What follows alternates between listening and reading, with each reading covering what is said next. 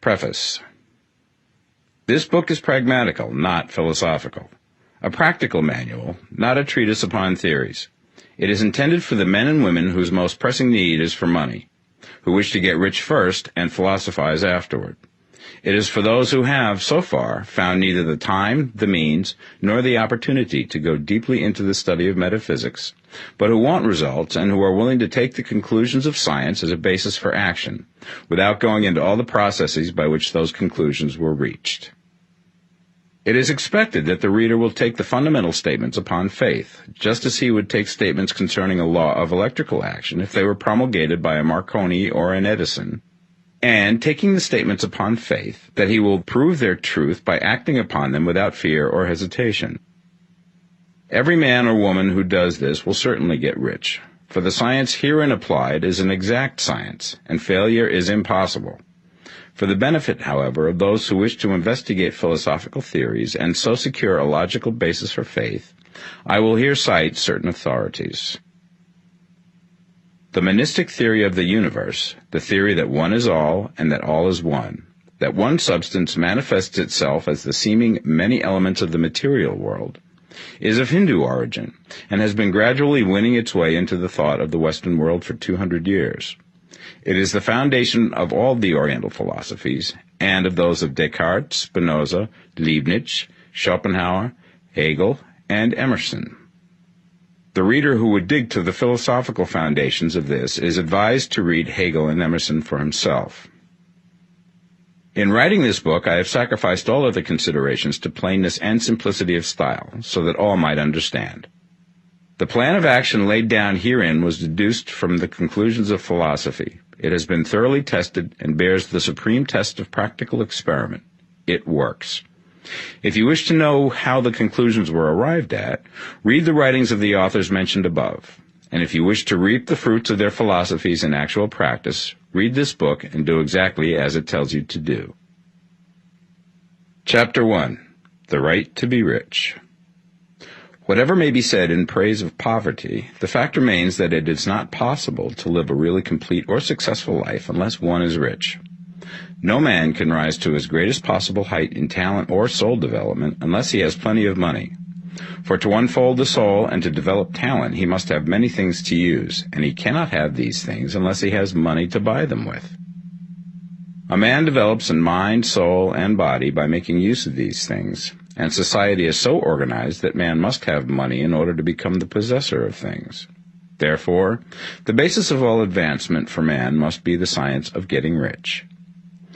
The object of all life is development, and everything that lives has an inalienable right to all the development it is capable of attaining. Man's right to life means his right to have the free and unrestricted use of all things which may be necessary to his fullest mental, spiritual, and physical unfoldment, or, in other words, his right to be rich.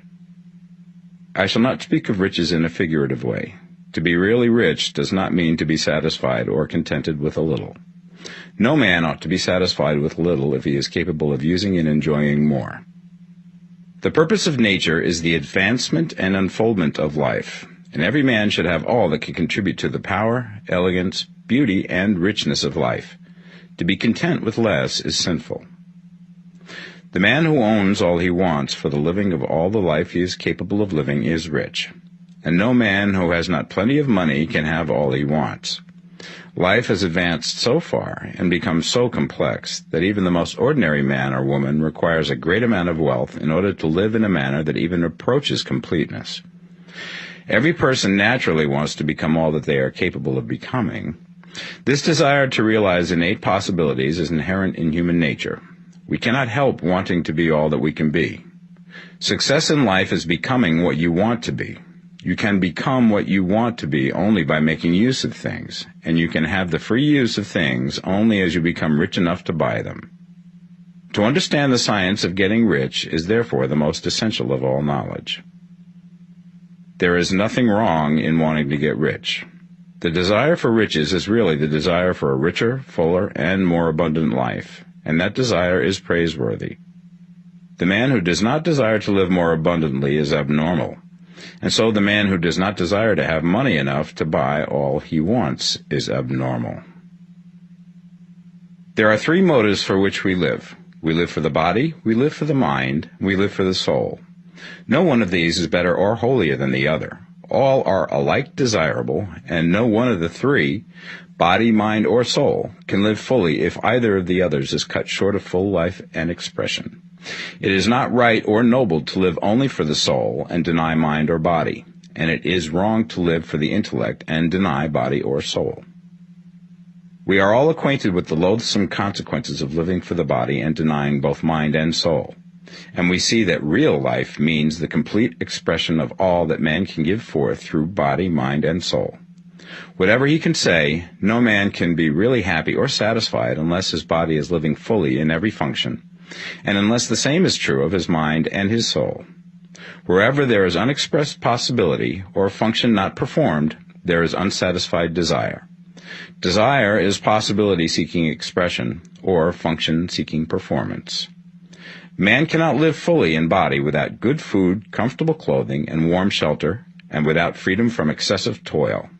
Rest and recreation are also necessary to his physical life. He cannot live fully in mind without books and time to study them, without opportunity for travel and observation, or without intellectual companionship. To live fully in mind, he must have intellectual recreations and must surround himself with all the objects of art and beauty he is capable of using and appreciating. To live fully in soul, man must have love, and love is denied expression by poverty. A man's highest happiness is found in the bestowal of benefits on those he loves. Love finds its most natural and spontaneous expression in giving. The man who has nothing to give cannot fill his place as a husband or father, as a citizen or as a man. It is in the use of material things that a man finds full life for his body, develops his mind, and unfolds his soul. It is therefore of supreme importance to him that he should be rich. It is perfectly right that you should desire to be rich. If you are a normal man or woman, you cannot help doing so.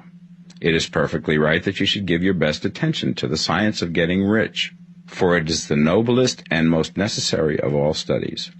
If you neglect this study, you are derelict in your duty to yourself, to God, and humanity, for you can render to God and humanity no greater service than to make the most of yourself.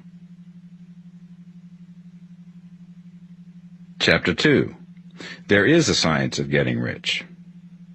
There is a science of getting rich, and it is an exact science, like algebra or arithmetic. There are certain laws which govern the process of acquiring riches. Once these laws are learned and obeyed by any man, he will get rich with mathematical certainty. The ownership of money and property comes as a result of doing things in a certain way. Those who do things in this certain way, whether on purpose or accidentally, get rich, while those who do not do things in this certain way, no matter how hard they work or how able they are, remain poor. It is a natural law that like causes always produce like effects, and therefore any man or woman who learns to do things in this certain way will infallibly get rich. That the above statement is true is shown by the following facts. Getting rich is not a matter of environment, for if it were, all the people in certain neighborhoods would become wealthy. The people of one city would all be rich, while those of other towns would all be poor. Or the inhabitants of one state would roll in wealth, and those of an adjoining state would be in poverty. But everywhere we see rich and poor living side by side, in the same environment, and often engaged in the same vocations. When two men are in the same locality and in the same business, and one gets rich while the other remains poor, it shows that getting rich is not primarily a matter of environment. Some environments may be more favorable than others, but when two men in the same business are in the same neighborhood, and one gets rich while the other fails, it indicates that getting rich is the result of doing things in a certain way. And further, the ability to do things in this certain way is not due solely to the possession of talent, for many people who have great talent remain poor, while others who have very little talent get rich. Studying the people who have gotten rich, we find that they are an average lot in all respects, having no greater talents and abilities than other men. It is evident that they do not get rich because they possess talents and abilities that other men have not, but because they happen to do things in a certain way. Getting rich is not the result of saving or thrift. Many very penurious people are poor, while free spenders often get rich. Nor is getting rich due to doing things which others fail to do. For two men in the same business often do almost exactly the same things, and one gets rich while the other remains poor or becomes bankrupt. From all these things, we must come to the conclusion that getting rich is the result of doing things in a certain way. If getting rich is the result of doing things in a certain way, then any man or woman who can do things in that way can become rich, and the whole matter is brought within the domain of exact science. The question arises here whether this certain way may not be so difficult that only a few may follow it. This cannot be true, as we have seen, so far as natural ability is concerned. Talented people get rich, and blockheads get rich. Intellectually brilliant people get rich, and very stupid people get rich. Physically strong people get rich, and weak and sickly people get rich. Some degree of ability to think and understand is, of course, essential. But insofar natural ability is concerned, any man or woman who has sense enough to read and understand these words can certainly get rich. Also, we have seen that it is not a matter of environment. Location counts for something. One would not go to the heart of the Sahara and expect to do successful business. Getting rich involves the necessity of dealing with men and of being where there are people to deal with. And if these people are inclined to deal in the way that you want to deal, so much the better. But that is about as far as environment goes. If anybody else in your town can get rich, so can you. And if anybody else in your state can get rich, so can you. Again, it is not a matter of choosing some particular business or profession. People get rich in every business and in every profession, while their next-door neighbors in the same vocation remain in poverty. It is true that you will do best in a business which you like and which is congenial to you. And if you have certain talents which are well developed, you will do best in a business which calls for the exercise of those talents. Also, you will do best in a business which is suited to your locality. An ice cream parlor would do better in a warm climate than in Greenland, and a salmon fishery will succeed better in the Northwest than in Florida, where there are no salmon. But aside from these general limitations, getting rich is not dependent upon your engaging in some particular business, but upon your learning to do things in a certain way. If you are now in business and anybody else in your locality is getting rich in the same business, while you are not getting rich, it is because you are not doing things in the same way that the other person is doing them. No one is prevented from getting rich by lack of capital. True, as you get capital, the increase becomes more easy and rapid, but one who has capital is already rich and does not need to consider how to become so. No matter how poor you may be, if you begin to do things in a certain way, you will begin to get rich, and you will begin to have capital. The getting of capital is a part of the process of getting rich, and it is a part of the result which invariably follows the doing of things in a certain way. You may be the poorest man on the continent and be deeply in debt. You may have neither friends, influence, nor resources, but if you begin to do things in this way, you must infallibly begin to get rich, for the like causes must produce like effects. If you have no capital, you can get capital. If you're in the wrong business, you can get into the right business. If you're in the wrong location, you can go to the right location. And you can do so by beginning in your present business and in your present location to do things in the certain way which causes success. Chapter 3. Is opportunity monopolized? No man is kept poor because opportunity has been taken away from him, because other people have monopolized the wealth and have put a fence around it. You may be shut off from engaging in business in certain lines, but there are other channels open to you. Probably it would be hard for you to get control of any of the great railroad systems. That field is pretty well monopolized. But the electric railway business is still in its infancy and offers plenty of scope for enterprise. And it will be but a very few years until traffic and transportation through the air will become a great industry, and in all its branches will give employment to hundreds of thousands and perhaps to millions of people. Why not turn your attention to the development of aerial transportation instead of competing with J.J. Hill and others for a chance in the steam railway world? It is quite true that if you are a working man in the employ of the Steel Trust, you have very little chance of becoming the owner of the plant in which you work. But it is also true that if you will commence to act in a certain way, you can soon leave the employ of the Steel Trust. You can buy a farm from 10 to 40 acres and engage in business as a producer of foodstuffs. There is great opportunity at this time for men who will live upon small tracts of land and cultivate the same intensively. Such men will certainly get rich. You may say that it is impossible for you to get the land, but I'm going to prove to you that it is not impossible, and that you can certainly get a farm if you will go to work in a certain way.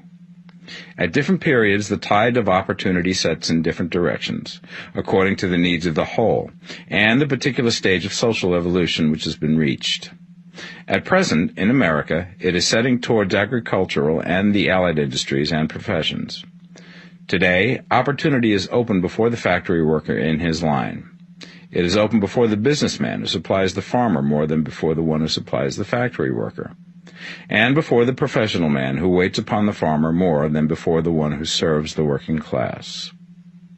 There is an abundance of opportunity for the man who will go with the tide instead of trying to swim against it. So the factory workers, either as individuals or as a class, are not deprived of opportunity. The workers are not being kept down by their masters. They are not being ground by the trusts and combinations of capital. As a class, they are where they are because they do not do things in a certain way. If the workers of America chose to do so, they could follow the example of their brothers in Belgium and other countries and establish great department stores and cooperative industries. They could elect men of their own class to office and pass laws favoring the development of such cooperative industries, and in a few years they could take peaceable possession of the industrial field. The working class may become the master class whenever they will begin to do things in a certain way. The law of wealth is the same for them as it is for all others. This they must learn, and they will remain where they are as long as they continue to do as they do. The individual worker, however, is not held down by the ignorance or the mental slothfulness of his class. He can follow the tide of opportunity to riches, and this book will tell him how. No one is kept in poverty by a shortness in the supply of riches. There is more than enough for all. A palace as large as the Capitol in Washington might be built for every family on earth from the building material in the United States alone. And under intensive cultivation, this country would produce wool, cotton, linen, and silk enough to clothe each person in the world finer than Solomon was arrayed in all his glory, together with food enough to feed them all luxuriously. The visible supply is practically inexhaustible, and the invisible supply really is inexhaustible. Everything you see on earth is made from one original substance, out of which all things proceed. New forms are constantly being made, and older ones are dissolving, but all are shapes assumed by one thing. There is no limit to the supply of formless stuff or original substance. The universe is made out of it, but it was not all used in making the universe. The spaces in, through, and between the forms of the visible universe are permeated and filled with the original substance, with the formless stuff, with the raw material of all things. 10,000 times as much has been made might still be made, and even then we should not have exhausted the supply of universal raw material. No man, therefore, is poor because nature is poor, or because there is not enough to go around. Nature is an inexhaustible storehouse of riches. The supply will never run short. Original substance is alive with creative energy and is constantly producing more forms. When the supply of building material is exhausted, more will be produced. When the soil is exhausted so that foodstuffs and materials for clothing will no longer grow upon it, it will be renewed or more soil will be made. When all the gold and silver has been dug from the earth, if man is still in such a stage of social development that he needs gold and silver, more will be produced from the formless. The formless stuff responds to the needs of man. It will not let him be without any good thing. This is true of man collectively. The race as a whole is always abundantly rich, and if individuals are poor, it is because they do not follow the certain way of doing things which makes the individual man rich. The formless stuff is intelligent. It is stuff which thinks. It is alive and is always impelled towards more life. It is the natural and inherent impulse of life to seek to live more. It is the nature of intelligence to enlarge itself, and of consciousness to seek to extend its boundaries and find fuller expression. The universe of forms has been made by formless living substance, throwing itself into form in order to express itself more fully. The universe is a great living presence, always moving inherently towards more life and fuller functioning. Nature is formed for the advancement of life. Its impelling motive is the increase of life. For this cause, everything which can possibly minister to life is bountifully provided. There can be no lack unless God is to contradict himself and nullify his own works. You are not kept poor by lack in the supply of riches. It is a fact which I shall demonstrate a little further on, that even the resources of the formless supply are at the command of the man or woman who will act and think in a certain way. Chapter 4. The first principle in the science of getting rich. Thought is the only power which can produce tangible riches from the formless substance. The stuff from which all things are made is a substance which thinks, and a thought of form in this substance produces the form. Original substance moves according to its thoughts. Every form and process you see in nature is the visible expression of a thought in original substance. As the formless stuff thinks of a form, it takes that form. As it thinks of a motion, it makes that motion. That is the way all things were created. We live in a thought world, which is part of a thought universe. The thought of a moving universe extended through formless substance, and the thinking stuff moving according to that thought, took the form of systems of planets and maintains that form. Thinking substance takes the form of its thought and moves according to that thought. Holding the idea of a circling system of suns and worlds, it takes the form of these bodies and moves them as it thinks. Thinking the form of a slow-growing oak tree, it moves accordingly and produces the tree, though centuries may be required to do the work. In creating, the formless seems to move according to the lines of motion it has established. The thought of an oak tree does not cause the instant formation of a full-grown tree, but it does start in motion the forces which will produce the tree along established lines of growth. Every thought of form held in thinking substance causes the creation of the form, but always, or at least generally, along lines of growth and action already established.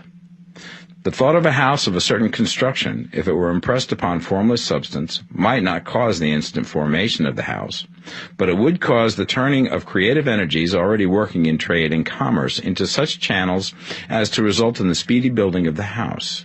And if there were no existing channels through which the creative energy could work, then the house would be formed directly from primal substance, without waiting for the slow processes of the organic and inorganic world. No thought of form can be impressed upon original substance without causing the creation of the form. Man is a thinking center and can originate thought. All the forms that man fashions with his hands must first exist in his thought. He cannot shape a thing until he has thought that thing. And so far, man has confined his efforts wholly to the work of his hands. He has applied manual labor to the world of forms, seeking to change or modify those already existing. He has never thought of trying to cause the creation of new forms by impressing his thoughts upon formless substance. When man has a thought form, he takes material from the forms of nature and makes an image of the form which is in his mind. He has so far made little or no effort to cooperate with formless intelligence, to work with the Father. He has not dreamed that he can do what he seeth the Father doing. Man reshapes and modifies existing forms by manual labor. He has given no attention to the question whether he may not produce things from formless substance by communicating his thoughts to it. We propose to prove that he may do so, to prove that any man or woman may do so, and to show how. As our first step, we must lay down the three fundamental propositions. First, we assert that there is one original formless stuff, or substance, from which all things are made.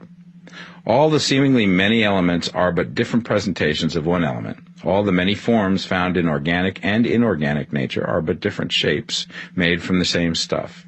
And this stuff is thinking stuff. A thought held in it produces the form of the thought. Thought, in thinking substance, produces shapes. Man is a thinking center, capable of original thought. If a man can communicate his thought to original thinking substance, he can cause the creation or formation of the thing he thinks about. To summarize this, there is a thinking stuff from which all things are made, and which, in its original state, permeates, penetrates, and fills the interspaces of the universe.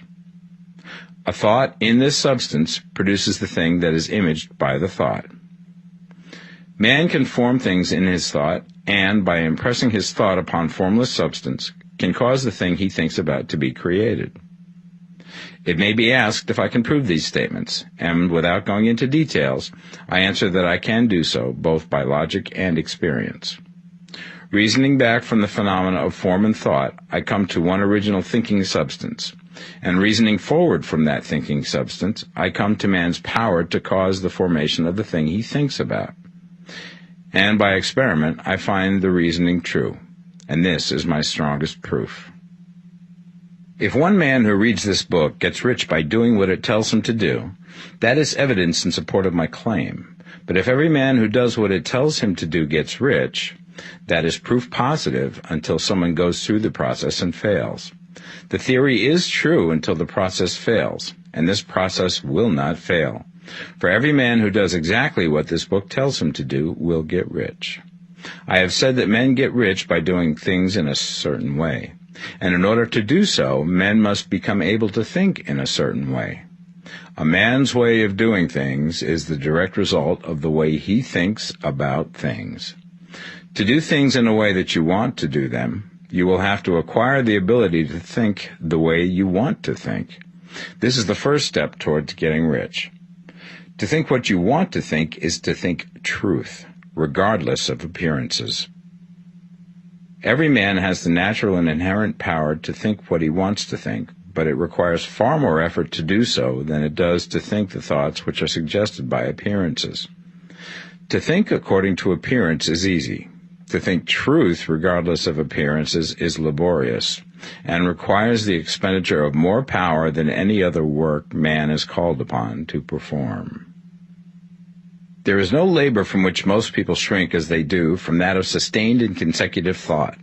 It is the hardest work in the world. This is especially true when truth is contrary to appearances. Every appearance in the visible world tends to produce a corresponding form in the mind which observes it, and this can only be prevented by holding the thought of the truth.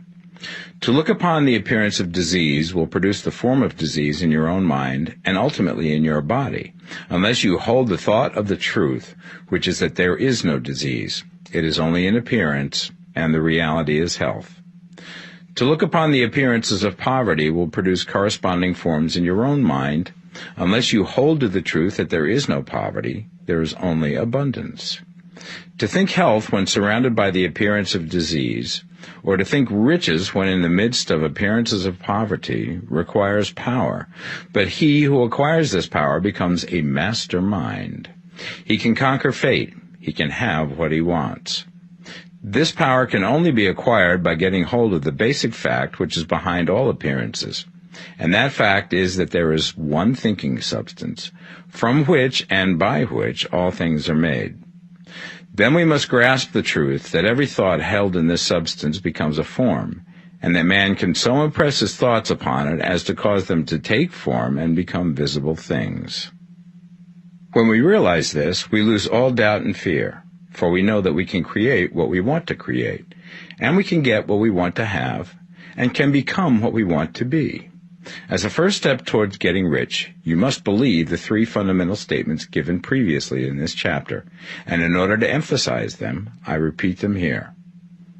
There is a thinking stuff from which all things are made, and which, in its original state, permeates, penetrates, and fills the interspaces of the universe. A thought in this substance produces the thing that is imaged by the thought. Man can form things in his thought, and by impressing his thought upon formless substance, can cause the thing he thinks about to be created. You must lay aside all other concepts of the universe than this monistic one, and you must dwell upon this until it is fixed in your mind and has become your habitual thought. Read these creed statements over and over again. Fix every word upon your memory, and meditate upon them until you firmly believe what they say. If a doubt comes to you, cast it aside as a sin. Do not listen to arguments against this idea. Do not go to churches or lectures where a contrary concept of things is taught or preached. Do not read magazines or books which teach a different idea. If you get mixed up in your faith, all your efforts will be in vain. Do not ask why these things are true, nor speculate as to how they can be true. Simply take them on trust. The science of getting rich begins with the absolute acceptance of this faith. Chapter 5. Increasing Life. You must get rid of the last vestige of the old idea that there is a deity whose will it is that you should be poor, or whose purposes may be served by keeping you in poverty.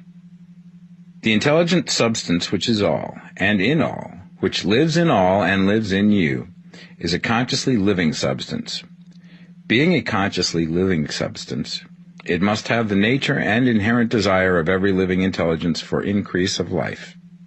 Every living thing must continually seek for the enlargement of its life, because life, in the mere act of living, must increase itself. A seed, dropped into the ground, springs into activity, and in the act of living produces 100 more seeds. Life, by living, multiplies itself. It is forever becoming more. It must do so if it continues to be at all.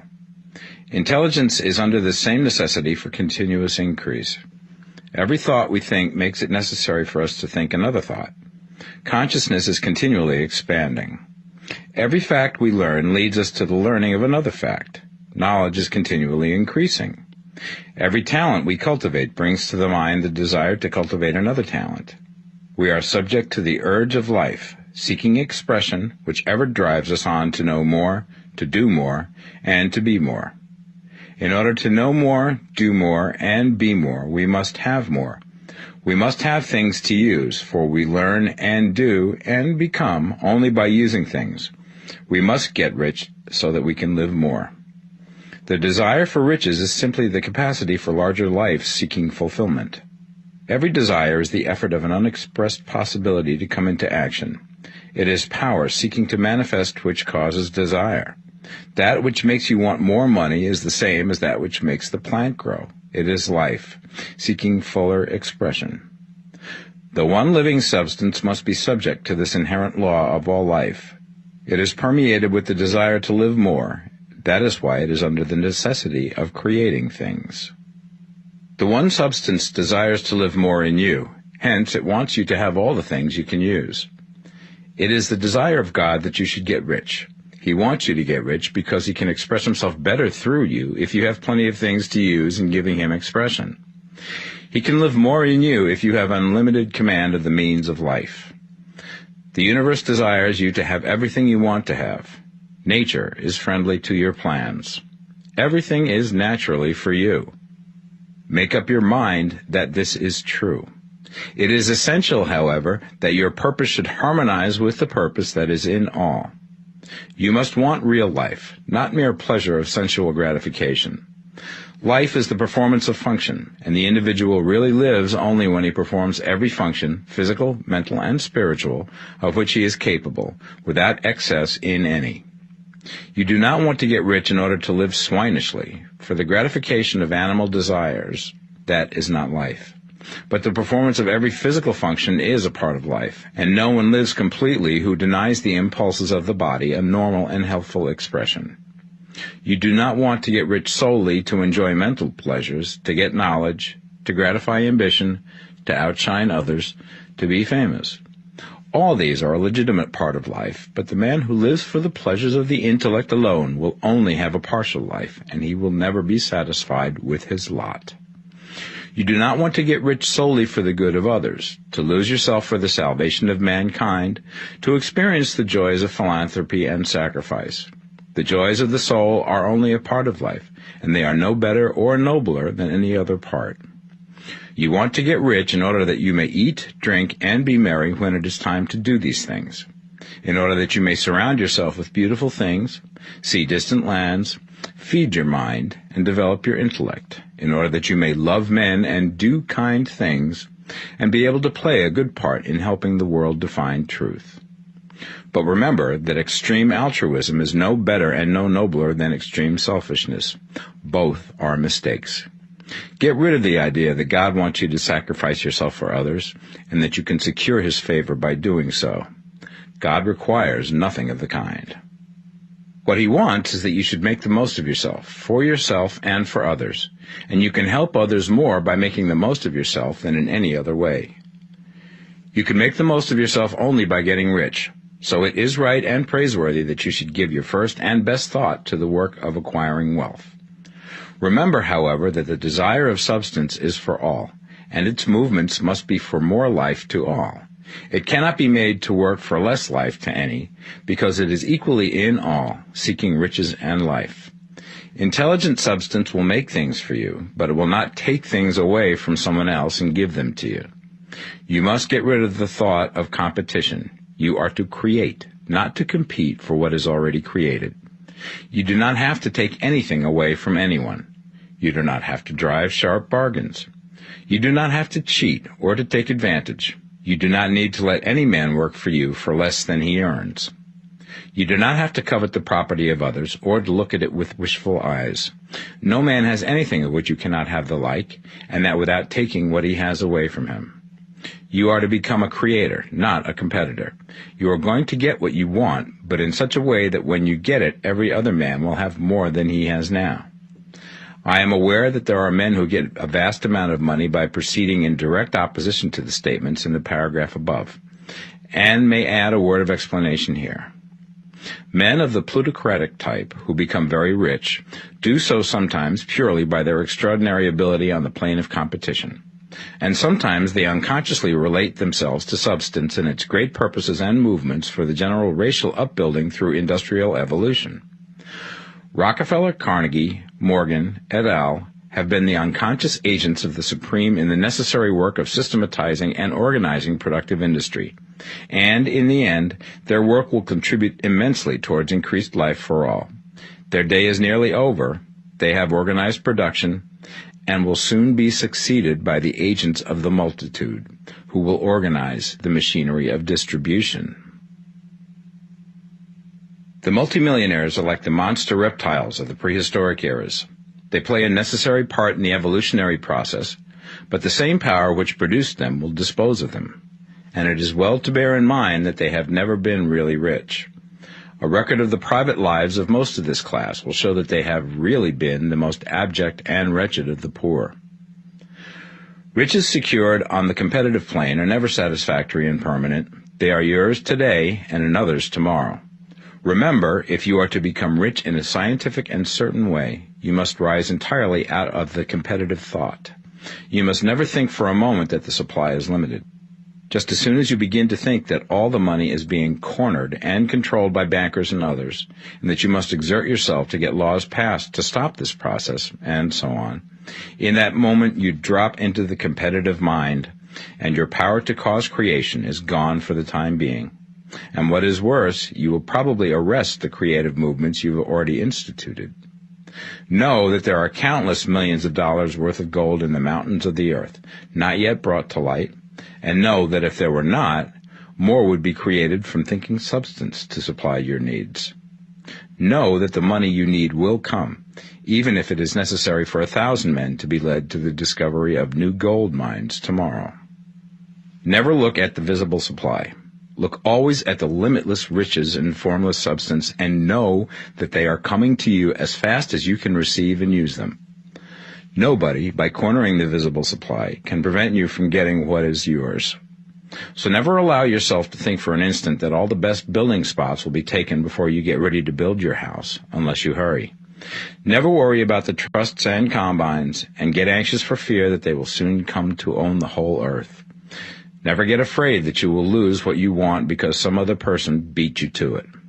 That cannot possibly happen. You are not seeking anything that is possessed by anybody else.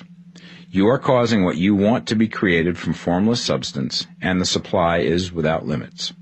Stick to the formulated statement. There is a thinking stuff from which all things are made, and which, in its original state, permeates, penetrates, and fills the interspaces of the universe.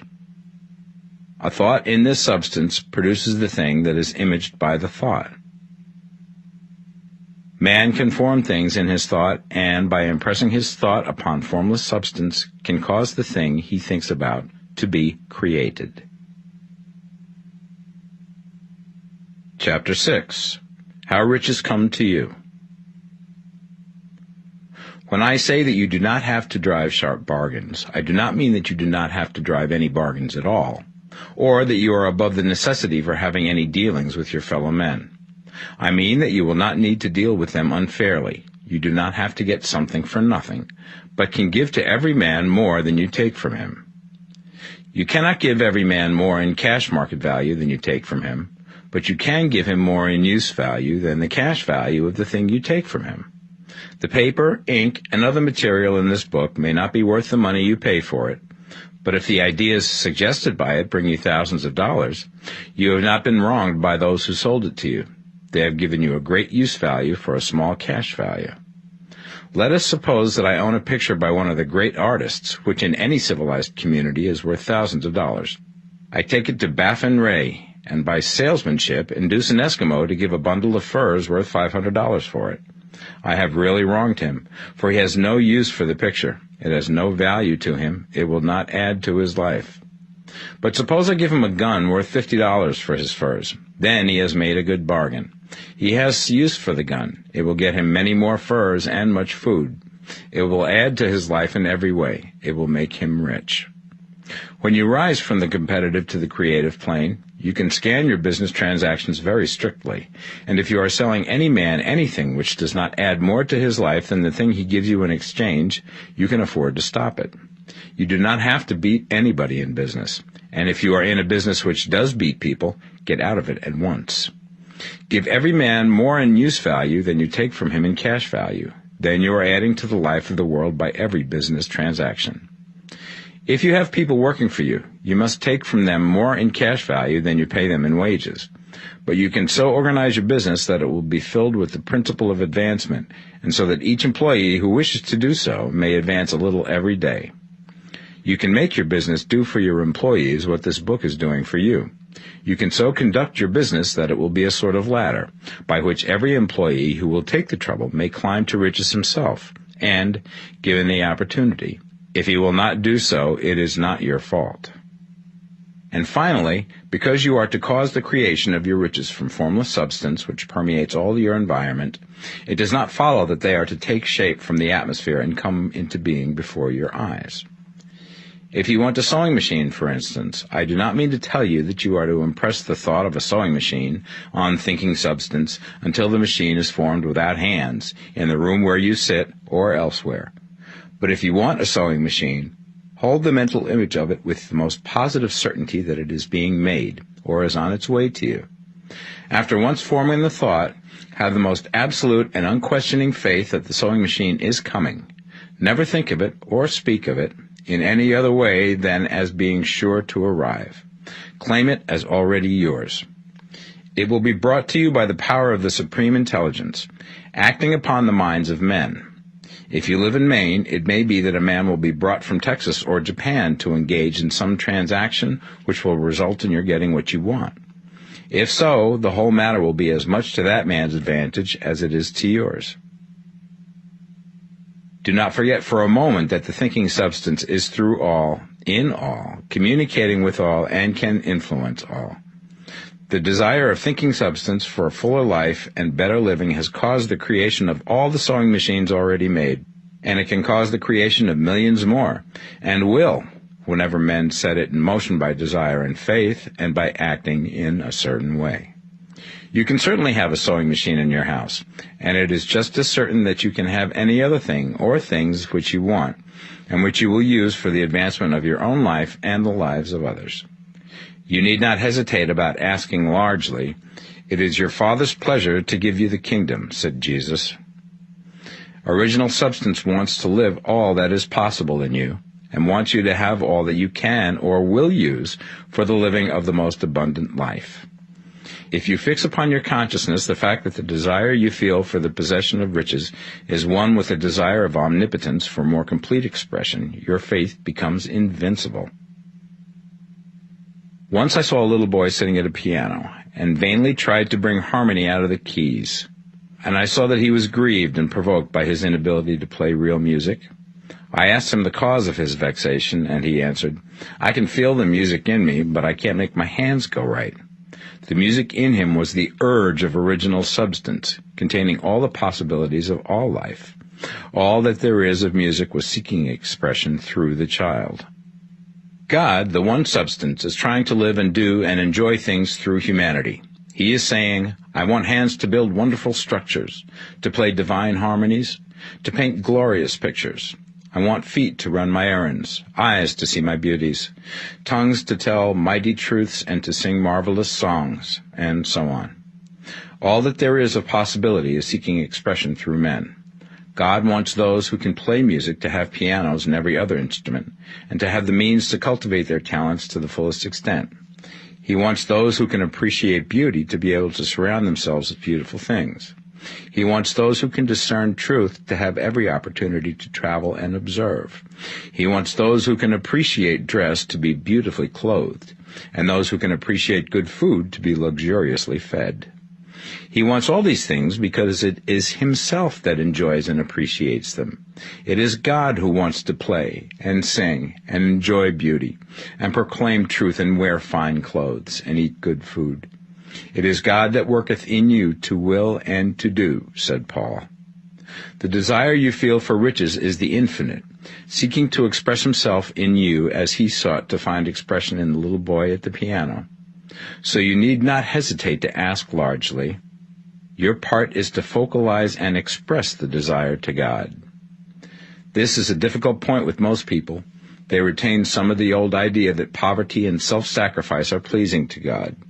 They look upon poverty as a part of the plan, a necessity of nature. They have the idea that God has finished his work and made all that he can make, and that the majority of men must stay poor because there is not enough to go around. They hold to so much of this erroneous thought that they feel ashamed to ask for wealth. They try not to want more than a very modest competence, just enough to make them fairly comfortable. I recall now the case of one student who was told that he must get in mind a clear picture of the things he desired, so that the creative thought of them might be impressed upon formless substance. He was a very poor man, living in a rented house, and having only what he earned from day to day, and he could not grasp the fact that all wealth was his.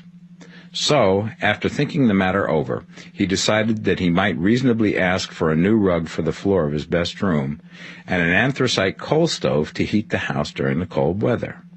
Following the instructions given in this book, he obtained these things in a few months, and then it dawned upon him that he had not asked enough.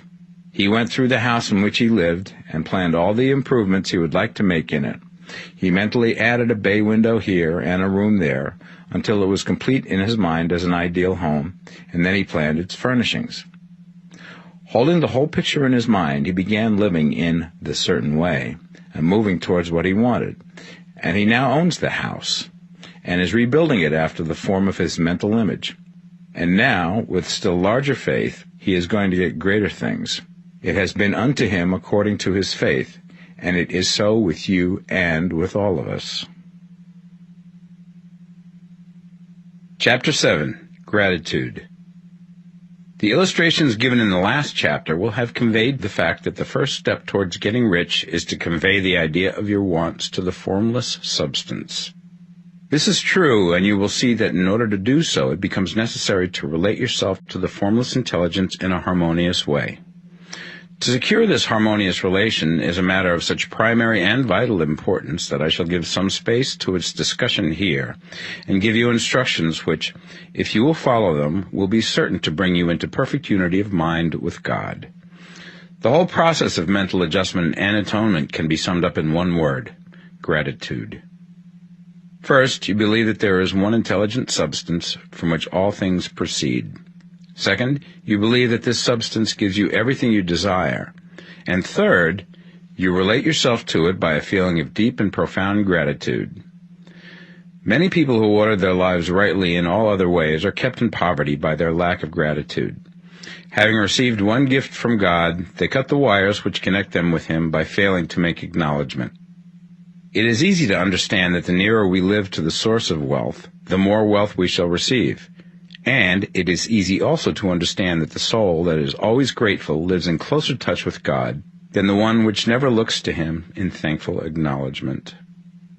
The more gratefully we fix our minds on the Supreme when good things come to us, the more good things we will receive, and the more rapidly they will come. And the reason simply is that the mental attitude of gratitude draws the mind into closer touch with the source from which the blessings come. If it is a new thought to you that gratitude brings your whole mind into closer harmony with the creative energies of the universe, consider it well, and you will see that it is true. The good things you already have come to you along the line of obedience to certain laws. Gratitude will lead your mind out along the ways by which things come, and it will keep you in close harmony with creative thought and prevent you from falling into competitive thought. Gratitude alone can keep you looking towards the all and prevent you from falling into the error of thinking of the supply as limited, and to do that would be fatal to your hopes. There is a law of gratitude, and it is absolutely necessary that you should observe the law if you are to get the results you seek. The law of gratitude is the natural principle that action and reaction are always equal and in opposite directions. The grateful outreaching of your mind in thankful praise to the Supreme is a liberation or expenditure of force. It cannot fail to reach that to which it is addressed, and the reaction is an instantaneous movement towards you. Draw nigh unto God, and he will draw nigh unto you. That is a statement of psychological truth. And if your gratitude is strong and constant, the reaction in formless substance will be strong and continuous. The movement of the things you want will always be towards you. Notice the grateful attitude that Jesus took. How he always seemed to be saying, I thank thee, Father, that thou hearest me. You cannot exercise much power without gratitude, for it is gratitude that keeps you connected with power. But the value of gratitude does not consist solely in getting you more blessings in the future.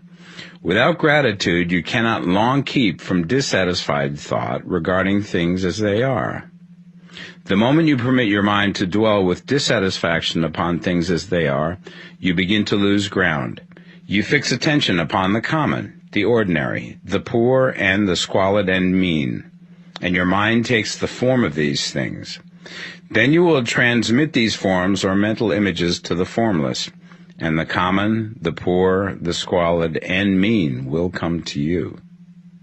To permit your mind to dwell upon the inferior is to become inferior and to surround yourself with inferior things. On the other hand, to fix your attention on the best is to surround yourself with the best and to become the best. The creative power within us makes us into the image of that to which we give our attention. We are thinking substance, and thinking substance always takes the form of that which it thinks about. The grateful mind is constantly fixed upon the best. Therefore it tends to become the best. It takes the form or character of the best and will receive the best. Also, faith is born of gratitude. The grateful mind continually expects good things, and expectation becomes faith. The reaction of gratitude upon one's own mind produces faith, and every outgoing wave of grateful thanksgiving increases faith. He who has no feeling of gratitude cannot long retain a living faith. And without a living faith, you cannot get rich by the creative method, as we shall see in the following chapters. It is necessary, then, to cultivate the habit of being grateful for every good thing that comes to you, and to give thanks continuously. And because all things have contributed to your advancement, you should include all things in your gratitude. Do not waste time thinking or talking about the shortcomings or wrong actions of plutocrats or trust magnates. Their organization of the world has made your opportunity. All you get really comes to you because of them. Do not rage against corrupt politicians. If it were not for politicians, we should fall into anarchy, and your opportunity would be greatly lessened. God has worked a long time and very patiently to bring us up to where we are in industry and government, and he is going right on with his work. There is not the least doubt that he will do away with plutocrats, trust magnates, captains of industry, and politicians as soon as they can be spared.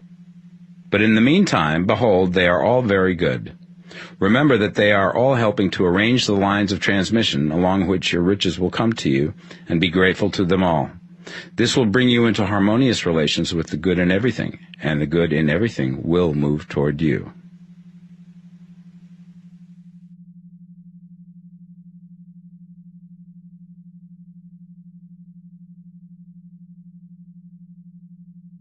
The Science of Getting Rich, Part 2.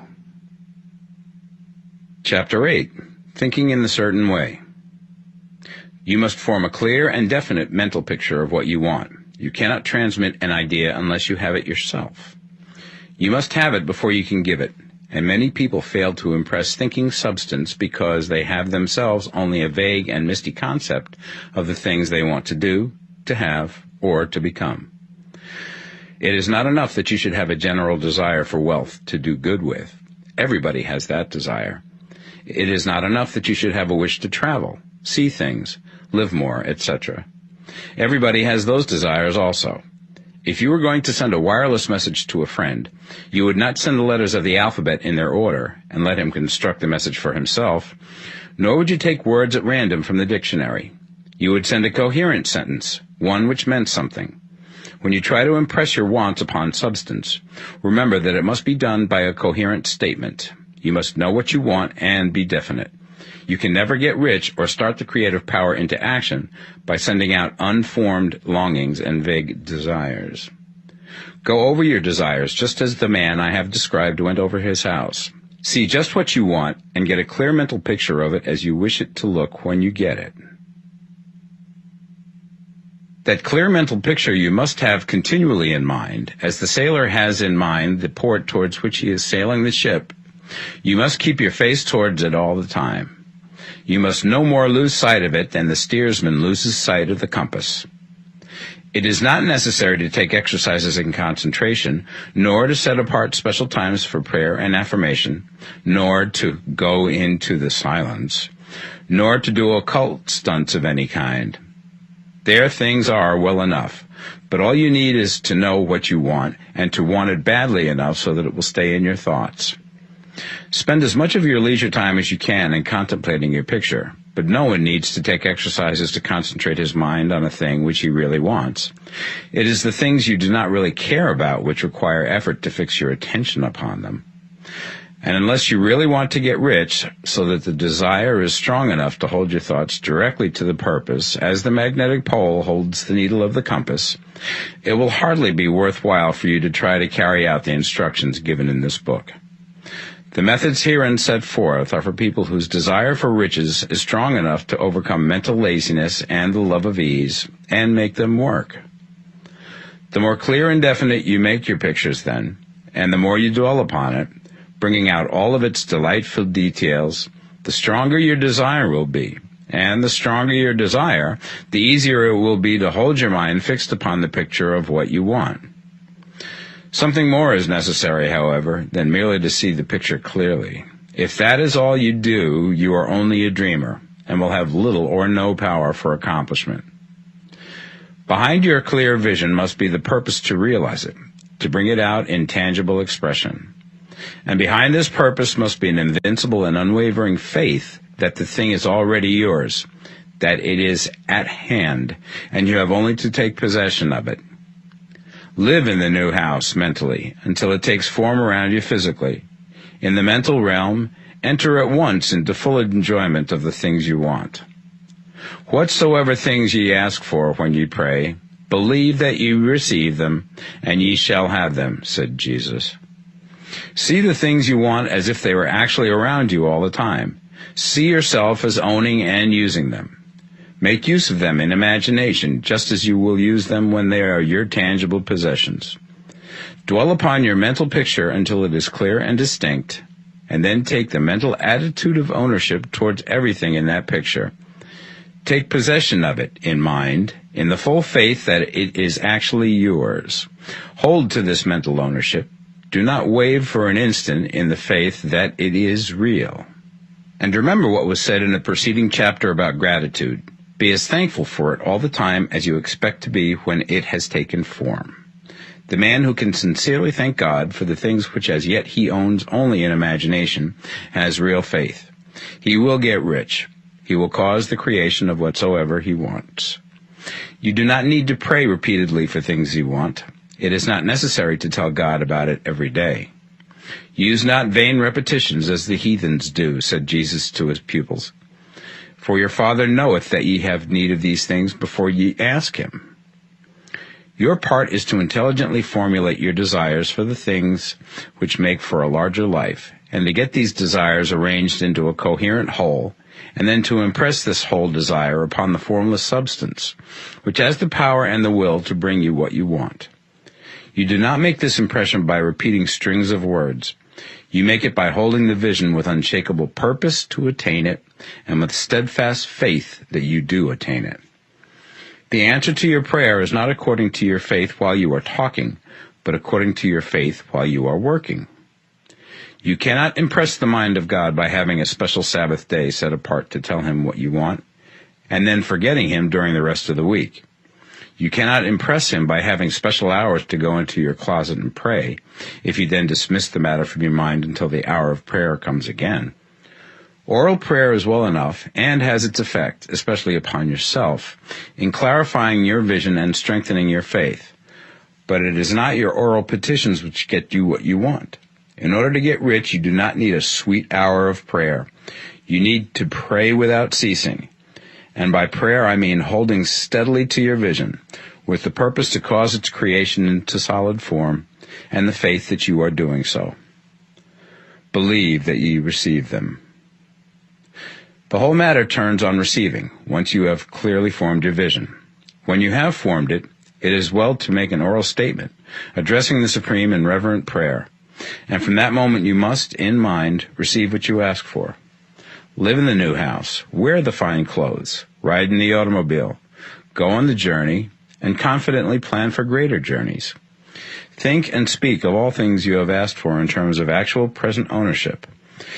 Imagine an environment and a financial condition exactly as you want them, and live all the time in that imaginary environment and financial condition. Mind, however, that you do not do this as a mere dreamer and castle builder. Hold to the faith that the imaginary is being realized, and to the purpose to realize it. Remember that it is faith and purpose in the use of imagination which makes the difference between the scientist and the dreamer. And having learned this fact, it is here that you must learn the proper use of the will. Chapter 9. How to use the will. To set about getting rich in a scientific way, you do not try to apply your willpower to anything outside of yourself. You have no right to do so anyway. It is wrong to apply your will to other men and women in order to get them to do what you wish done. It is as flagrantly wrong to coerce people by mental power as it is to coerce them by physical power.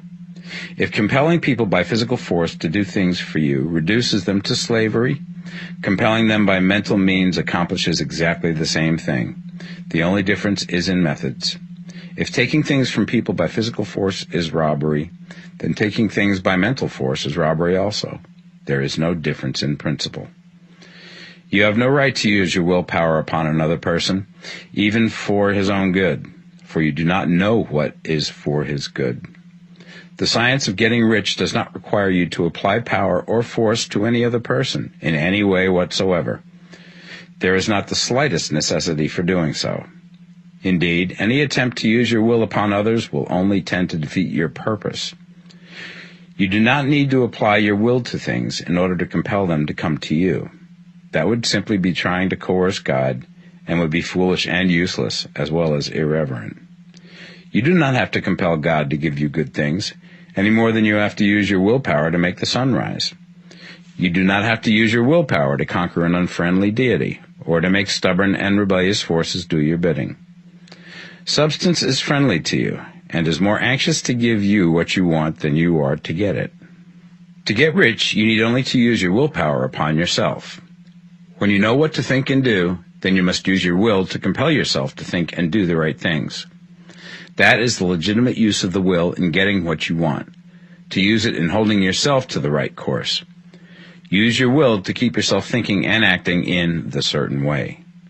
Do not try to project your will or thoughts or your mind out into space to act on things or people. Keep your mind at home. It can accomplish more there than elsewhere. Use your mind to form a mental image of what you want and to hold that vision with faith and purpose, and use your will to keep your mind working in the right way. The more steady and continuous your faith and purpose, the more rapidly you will get rich, because you will make only positive impressions upon substance, and you will not neutralize or offset them by negative impressions.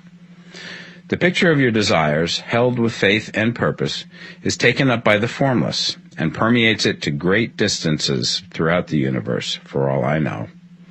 As this impression spreads, all things are set moving towards its realizations.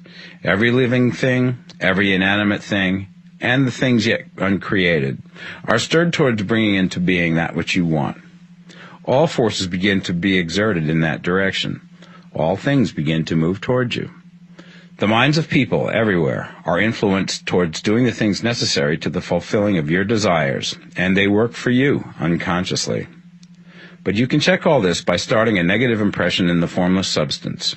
Doubt or unbelief is as certain to start a movement away from you as faith and purpose are to start one toward you. It is by not understanding this that most people who try to make use of mental science in getting rich make their failure. Every hour and moment you spend in giving heeds to doubts and fears. Every hour you spend in worry, every hour in which your soul is possessed by unbelief, sets a current away from you in the whole domain of intelligent substance. All the promises are unto them that believe, and unto them only. Notice how insistent Jesus was upon this point of belief, and now you know the reason why. Since belief is all important, it behooves you to guard your thoughts, and as your beliefs will be shaped to a very great extent by the things you observe and think about, it is important that you should command your attention. And here the will comes into use, for it is by your will that you determine upon what things your attention shall be fixed. If you want to become rich, you must not make a study of poverty. Things are not brought into being by thinking about their opposites. Health is never to be attained by studying disease and thinking about disease. Righteousness is not to be promoted by studying sin and thinking about sin. And no one ever got rich by studying poverty and thinking about poverty. Medicine as a science of disease has increased disease. Religion as a science of sin has promoted sin. And economics as a study of poverty will fill the world with wretchedness and want. Do not talk about poverty. Do not investigate it or concern yourself with it. Never mind what its causes are. You have nothing to do with them. What concerns you is the cure. Do not spend your time in charitable work or charity movements. All charity only tends to perpetuate the wretchedness it aims to eradicate. I do not say that you should be hard-hearted or unkind and refuse to hear the cry of need, but you must not try to eradicate poverty in any of the conventional ways. Put poverty behind you, and put all that pertains to it behind you, and make good. Get rich. That is the best way you can help the poor. And you cannot hold the mental image which is to make you rich if you fill your mind with pictures of poverty. Do not read books or papers which give circumstantial accounts of the wretchedness of the tenement dwellers, of the horrors of child labor, and so on. Do not read anything which fills your mind with gloomy images of want and suffering. You cannot help the poor in the least by knowing about these things, and the widespread knowledge of them does not tend at all to do away with poverty. What tends to do away with poverty is not getting the pictures of poverty into your mind, but getting pictures of wealth into the minds of the poor. You are not deserting the poor in their misery when you refuse to allow your mind to be filled with pictures of that misery. Poverty can be done away with, not by increasing the number of well-to-do people who think about poverty, but by increasing the number of poor people who purpose with faith to get rich. The poor do not need charity, they need inspiration. Charity only sends them a loaf of bread to keep them alive in their wretchedness, or give them an entertainment to make them forget for an hour or two. But inspiration will cause them to rise out of their misery. If you want to help the poor, demonstrate to them that they can become rich. Prove it by getting rich yourself.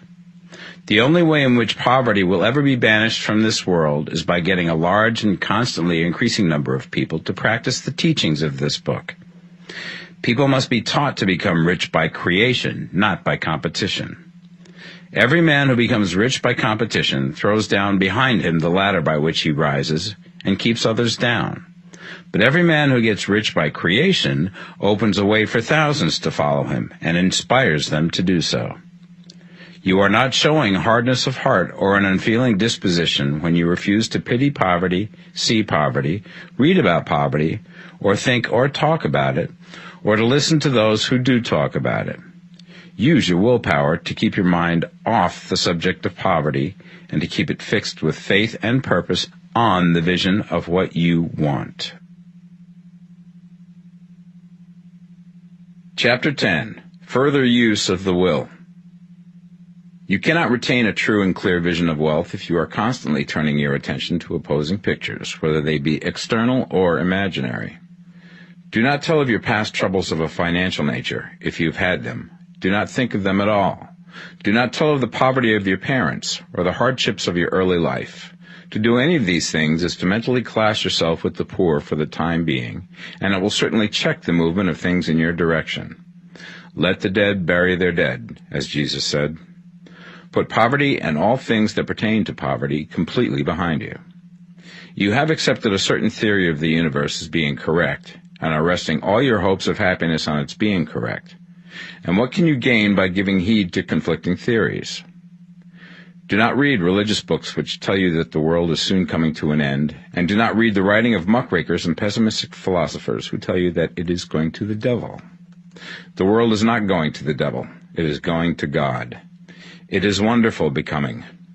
True, there may be a good many things in existing conditions which are disagreeable, but what is the use of studying them when they are certainly passing away, and when the study of them only tends to check their passing and keep them with us? Why give time and attention to things which are being removed by evolutionary growth, when you can hasten their removal only by promoting the evolutionary growth as far as your part of it goes? No matter how horrible and seeming may be the conditions in certain countries, sections, or places, you waste your time and destroy your own chances by considering them. You should interest yourself in the world's becoming rich. Think of the riches in the world as coming to, instead of the poverty it is growing out of. And bear in mind that the only way in which you can assist the world in growing rich is by growing rich yourself through creative method, not the competitive one. Give your attention wholly to riches. Ignore poverty. Whenever you think or speak of those who are poor, think and speak of them as those who are becoming rich, as those who are to be congratulated rather than pitied. Then they and others will catch the inspiration and begin to search for the way out. Because I say that you are to give your whole time and mind and thought to riches, it does not follow that you are to be sordid or mean. To become really rich is the noblest aim you can have in life, for it includes everything else. On the competitive plane, the struggle to get rich is a godless scramble for power over other men. But when we come into the creative mind, all this is changed. All that is possible in the way of greatness and soul unfoldment, of service and lofty endeavor, comes by way of getting rich. All is made possible by the use of things. If you lack for physical health, you will find that the attainment of it is conditional on you getting rich. Only those who are emancipated from financial worry and who have the means to live a carefree existence and follow hygienic practices can have and retain health. Moral and spiritual greatness is possible only to those who are above the competitive battle for existence, and only those who are becoming rich on the plane of creative thought are free from the degrading influences of competition. If your heart is set on domestic happiness, remember that love flourishes best when there is refinement, a high level of thought, and freedom from corrupting influences. And these are to be found only where riches are attained by the exercise of creative thought, without strife or rivalry. You can aim at nothing so great or noble, I repeat, as to become rich, and you must fix your attention upon your mental picture of riches, to the exclusion of all that may tend to dim or obscure the vision. You must learn to see the underlying truth in all things. You must see beneath all seemingly wrong conditions the great one life, ever moving forward towards fuller expression and more complete happiness. It is the truth that there is no such thing as poverty, that there is only wealth. Some people remain in poverty because they are ignorant of the fact that there is wealth for them, and these can best be taught by showing them the way to affluence in your own person and practice. Others are poor because, while they feel that there is a way out, they are too intellectually indolent to put forth the mental effort necessary to find that way and by travel it. Others still are poor because, while they have some notion of science, they have become so swamped and lost in the maze of metaphysical and occult theories that they do not know which road to take. They try a mixture of many systems and fail in all. For these, again, the very best thing to do is to show the right way in your own person and practice. An ounce of doing things is worth a pound of theorizing. The very best thing you can do for the whole world is to make the most of yourself. You can serve God and man in no more effective way than by getting rich. That is, if you get rich by the creative method and not by the competitive one. Another thing. We assert that this book gives in detail the principles of the science of getting rich. And if that is true, you do not need to read any other book upon the subject. This may sound narrow and egotistical, but consider. There is no more scientific method of computation in mathematics than by addition, subtraction, multiplication, and division. No other method is possible. There can be but one shortest distance between 2 points. There is only one way to think scientifically, and that is to think in the way that leads by the most direct and simple route to the goal. No man has yet formulated a briefer or less complex system than the one set forth herein. It has been stripped of all non-essentials. When you commence on this, lay all others aside. Put them out of your mind altogether. Read this book every day. Keep it with you. Commit it to memory, and do not think about other systems and theories. If you do, you will begin to have doubts, and to be uncertain and wavering in your thought, and then you will begin to make failures. After you have made good and become rich, you may study other systems as much as you please. But until you are quite sure that you have gained what you want, do not read anything on this line but this book, unless it be the authors mentioned in the preface. And read only the most optimistic comments on the world's news, those in harmony with your picture. Also, postpone your investigations into the occult. Do not dabble in theosophy, spiritualism, or kindred studies. It is very likely that the dead still live and are near, but if they are, let them alone.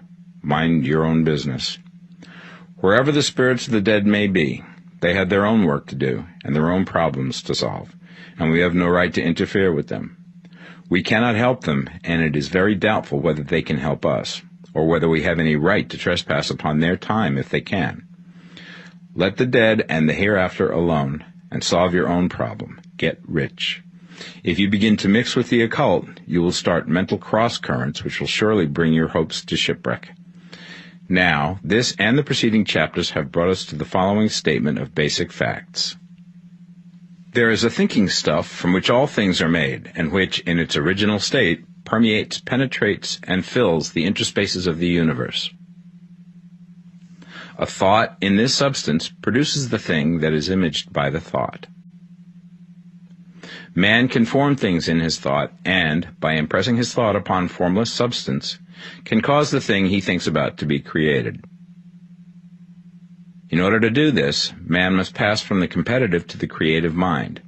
He must form a clear mental picture of the things he wants, and hold this picture in his thoughts with the fixed purpose to get what he wants, and the unwavering faith that he does get what he wants, closing his mind against all that may tend to shake his purpose, dim his vision, or quench his faith.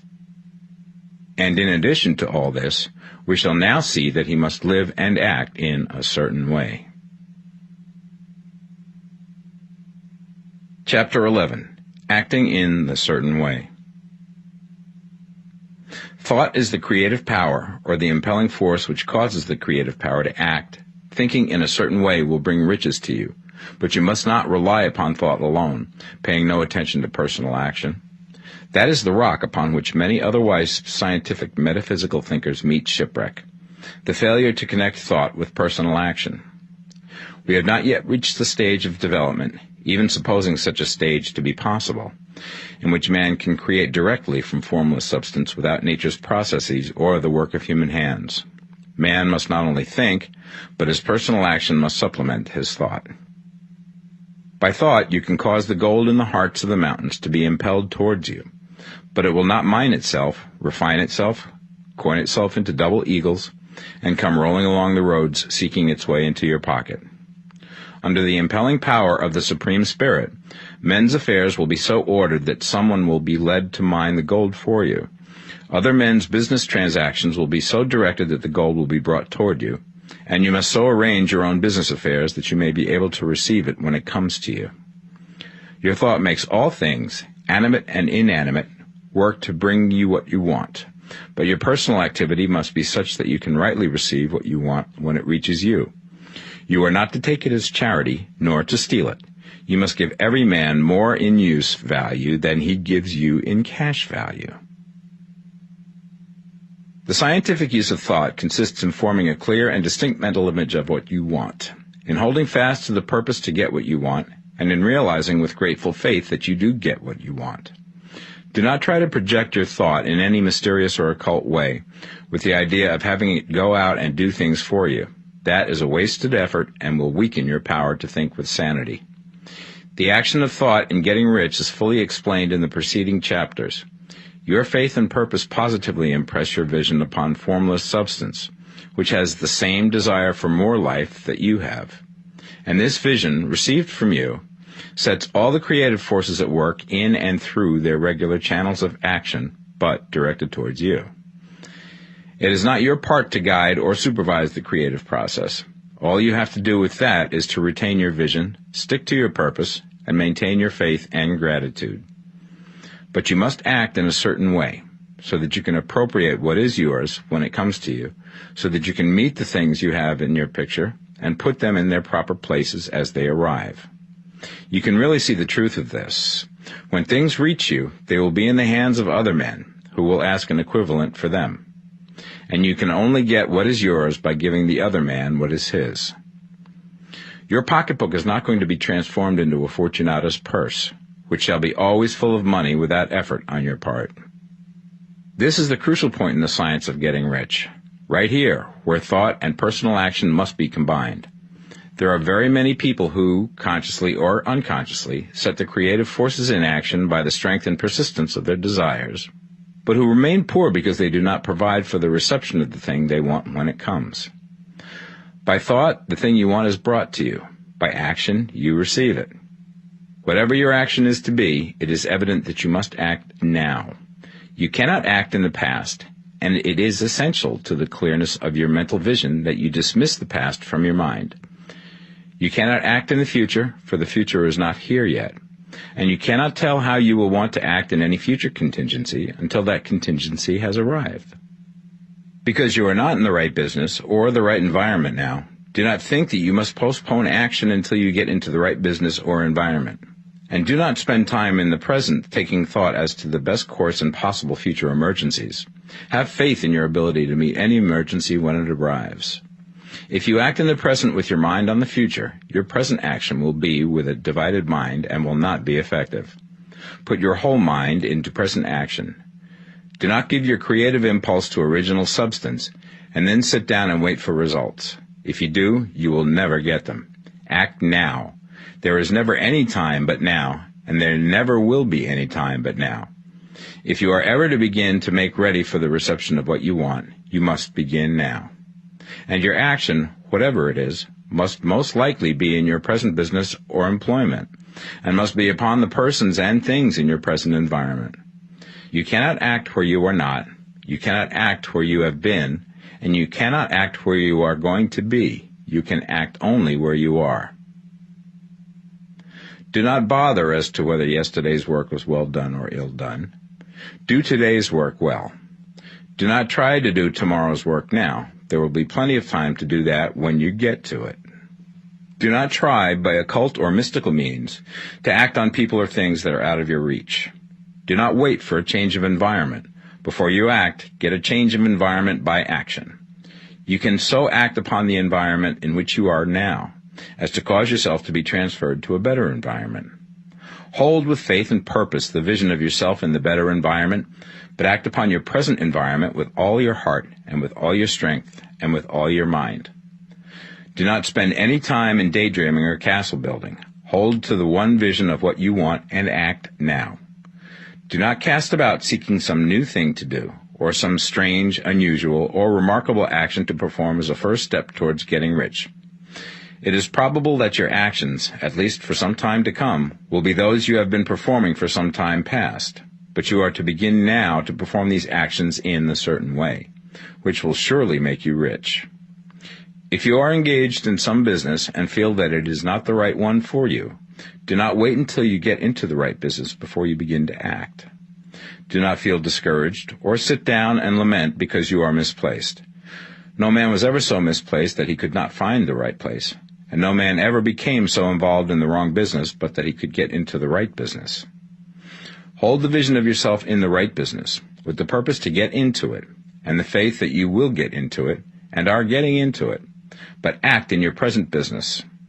Use your present business as the means of getting a better one, and use your present environment as the means of getting into a better one. Your vision of the right business, if held with faith and purpose, will cause the Supreme to move the right business towards you, and your action, if performed in a certain way, will cause you to move towards the business. If you are an employee or wage earner and feel that you must change places in order to get what you want, do not project your thought into space and rely upon it to get you another job. It will probably fail to do so.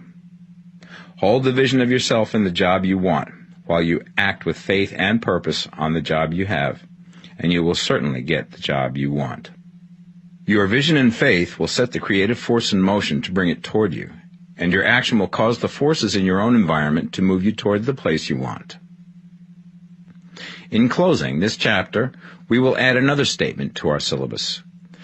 There is a thinking stuff from which all things are made, and which, in its original state, permeates, penetrates, and fills the interspaces of the universe. A thought in this substance produces the thing that is imaged by the thought. Man can form things in his thought, and by impressing his thought upon formless substance, can cause the thing he thinks about to be created.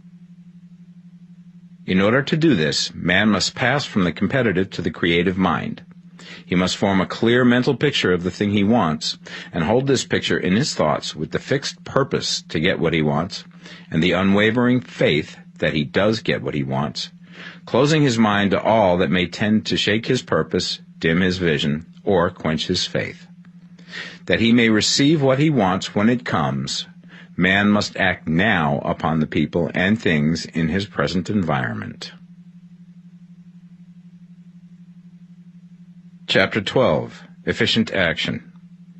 You must use your thought as directed in previous chapters and begin to do what you can do where you are, and you must do all that you can do where you are. You can advance only by being larger than your present place, and no man is larger than his present place who leaves undone any of the work pertaining to that place. The world is advanced only by those who more than fill their present places. If no man quite filled his present place, you can see that there must be a going backward in everything. Those who do not quite fill their present places are dead weight upon society, government, commerce, and industry. They must be carried along by others at a great expense. The progress of the world is retarded only by those who do not fill the places they are holding. They belong to a former age and a lower stage or plane of life, and their tendency is towards degeneration. No society could advance if every man was smaller than his place. Social evolution is guided by the law of physical and mental evolution. In the animal world, evolution is caused by excess of life. When an organism has more life than can be expressed in the function of its own plane, it develops the organs of a higher plane, and a new species is originated. There never would have been new species had there not been organisms which more than filled their places. The law is exactly the same for you. Your getting rich depends upon your applying this principle to your own affairs. Every day is either a successful day or a day of failure, and it is the successful days which get you what you want. If every day is a failure, you can never get rich, while if every day is a success, you cannot fail to get rich. If there is something that may be done today, and you do not do it, you have failed in so far as that thing is concerned, and the consequences may be more disastrous than you imagine. You cannot foresee the results of even the most trivial act. You do not know the workings of all the forces that have been set moving in your behalf. Much may be depending on your doing some simple act. It may be the very thing which is to open the door of opportunity to very great possibilities. You can never know all the combinations which Supreme Intelligence is making for you in the world of things and of human affairs. Your neglect or failure to do some small thing may cause a long delay in getting what you want. Do, every day, all that can be done that day. There is, however, a limitation or qualification of the above that you must take into account. You are not to overwork, not to rush blindly into your business in the effort to do the greatest possible number of things in the shortest possible time. You are not to try to do tomorrow's work today, nor to do a week's work in a day. It is really not the number of things you do, but the efficiency of each separate action that counts. Every act is, in itself, either a success or a failure. Every act is, in itself, either effective or inefficient. Every inefficient act is a failure, and if you spend your life in doing inefficient acts, your whole life will be a failure. The more things you do, the worse for you if all your acts are inefficient ones. On the other hand, every efficient act is a success in itself, and if every act of your life is an efficient one, your whole life must be a success. The cause of failure is doing too many things in an inefficient manner, and not doing enough things in an efficient manner. You will see that it is a self-evident proposition that if you do not do any inefficient acts, and if you do a sufficient number of efficient acts, you will become rich. If, now, it is possible for you to make each act an efficient one, you see again that the getting of riches is reduced to an exact science, like mathematics. The matter turns, then, on the questions whether you can make each separate act a success in itself, and this you certainly can do. You can make each act a success because all power is working with you, and all power cannot fail. Power is at your service, and to make each act efficient, you have only to put power into it. Every action is either strong or weak, and when everyone is strong, you are acting in a certain way, which will make you rich. Every act can be made strong and efficient by holding your vision while you are doing it, and putting the whole power of your faith and purpose into it. It is at this point that the people fail who separate mental power from personal action. They use the power of the mind in one place and at one time, and they act in another place at another time. So their acts are not successful in themselves. Too many of them are inefficient. But if all power goes into every act, no matter how commonplace, every act will be a success in itself. And as in the nature of things, every success opens the way to other successes, your progress towards what you want and the progress of what you want toward you will become increasingly rapid. Remember that successful action is cumulative in its results. Since the desire for more life is inherent in all things, when a man begins to move towards larger life, more things attach themselves to him, and the influence of his desire is multiplied. Do, every day, all that you can do that day, and do each act in an efficient manner. In saying that you must hold your vision while you are doing each act, however trivial or commonplace, I do not mean to say that it is necessary at all times to see the vision distinctly to its smallest details. It should be the work of your leisure hours to use your imagination on the details of your vision, and to contemplate them until they are firmly fixed upon memory. If you wish speedy results, spend practically all your spare time in this practice. By continuous contemplation, you will get the picture of what you want, even to the smallest details, so firmly fixed upon your mind and so completely transferred to the mind of formless substance, that in your working hours you need only to mentally refer to the picture to stimulate your faith and purpose, and cause your best effort to be put forth. Contemplate your picture in your leisure hours until your consciousness is so full of it that you can grasp it instantly. You will become so enthused with its bright promises that the mere thought of it will call forth the strongest energies of your whole being. Let us again repeat our syllabus, and by slightly changing the closing statements, bring it to the point we have now reached. There is a thinking stuff from which all things are made, and which, in its original state, permeates, penetrates, and fills the interspaces of the universe. A thought in this substance produces the thing that is imaged by the thought. Man can form things in his thought, and, by impressing his thought upon formless substance, can cause the thing he thinks about to be created. In order to do this, man must pass from competitive to the creative mind. He must form a clear mental picture of the thing he wants, and do, with faith and purpose, all that can be done each day, doing each separate thing in an efficient manner. Chapter 13. Getting into the right business. Success in any particular business depends for one thing upon your possessing in a well-developed state the faculties required in that business. Without good musical faculty, no one can succeed as a teacher of music. Without well-developed mechanical faculties, no one can achieve great success in any of the mechanical trades. Without tact and the commercial faculties, no one can succeed in the mercantile pursuits. But to possess in a well-developed state the faculties required in your particular vocation does not ensure getting rich. There are musicians who have remarkable talent and who yet remain poor. There are blacksmiths, carpenters, and so on who have excellent mechanical ability, but who do not get rich. And there are merchants with good faculties for dealing with men who nevertheless fail. The different faculties are tools. It is essential to have good tools, but it is also essential that the tools should be used in the right way. One man can take a sharp saw, a square, a good plane, and so on, and build a handsome article of furniture. Another man can take the same tools and set to work to duplicate the article, but his production will be a botch.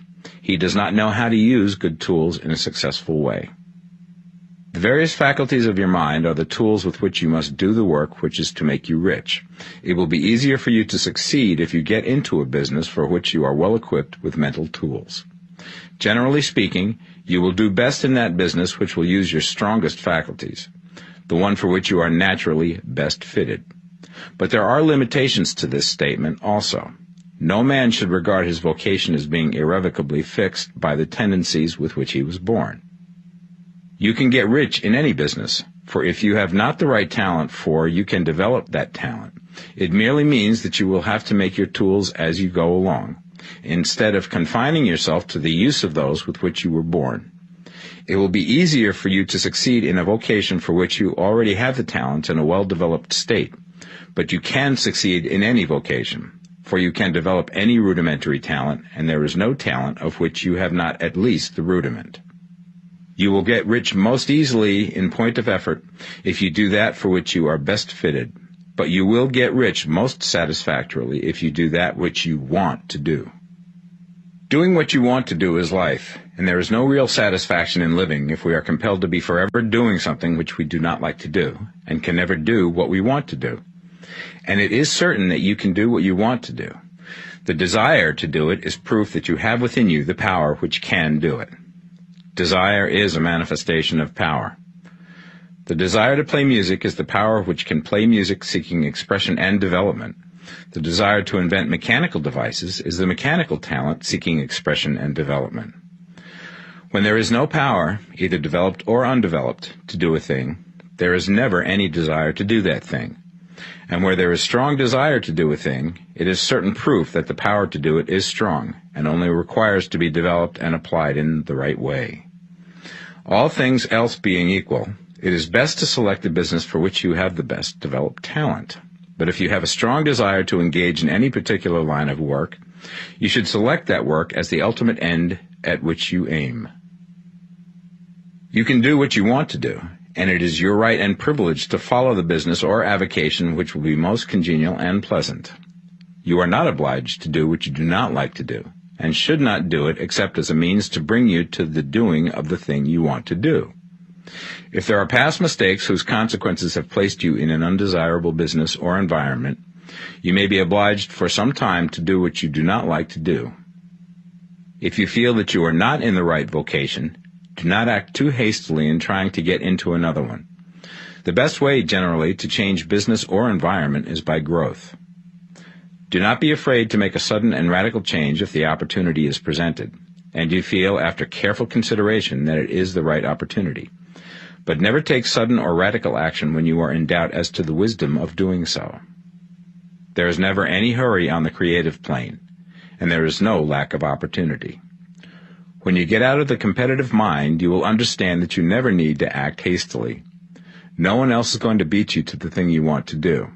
There is enough for all. If one space is taken, another and a better one will be opened for you a little further on. There is plenty of time. When you are in doubt, wait. Fall back on the contemplation of your vision, and increase your faith and purpose. And by all means, in times of doubt and indecision, cultivate gratitude. A day or two spent in contemplating the vision of what you want, and in earnest thanksgiving that you are getting it, will bring your mind into such close relationship with the Supreme that you will make no mistake when you do act. There is a mind which knows all there is to know, and you can come into close unity with this mind by faith and the purpose to advance in life if you have deep gratitude. Mistakes come from acting hastily, or from acting in fear or doubt, or in forgetfulness of the right motive, which is more life to all and less to none. As you go on in the certain way, opportunities will come to you in increasing number, and you will need to be very steady in your faith and purpose, and to keep in close touch with the all-mind by reverent gratitude. Do all that you can do in a perfect manner every day, but do it without haste, worry, or fear. Go as fast as you can, but never hurry. Remember that in the moment you begin to hurry, you cease to be a creator and become a competitor. You drop back upon the old plane again. Whenever you find yourself hurrying, call a halt. Fix your attention on the mental image of the thing you want, and begin to give thanks that you are getting it. The exercise of gratitude will never fail to strengthen your faith and renew your purpose. Chapter 14. The Impression of Increase. Whether you change your vocation or not, your actions for the present must be those pertaining to the business in which you are now engaged. You can get into the business you want by making constructive use of the business you are already established in, by doing your daily work in a certain way. And insofar as your business consists in dealing with other men, whether personally or by letter, the key thought of all your efforts must be to convey to their minds the impression of increase. Increase is what all men and women are seeking. It is the urge of the formless intelligence within them, seeking fuller expression. The desire for increase is inherent in all nature. It is the fundamental impulse of the universe. All human activities are based on the desire for increase. People are seeking more food, more clothes, better shelter, more luxury, more beauty, more knowledge, more pleasure. Increase in something, more life. Every living thing is under this necessity for continuous advancement. Where increase of life ceases, dissolution and death set in at once. Man instinctively knows this, and hence he is forever seeking more. This law of perpetual increase is set forth by Jesus in the parable of the talents. Only those who gain more retain any.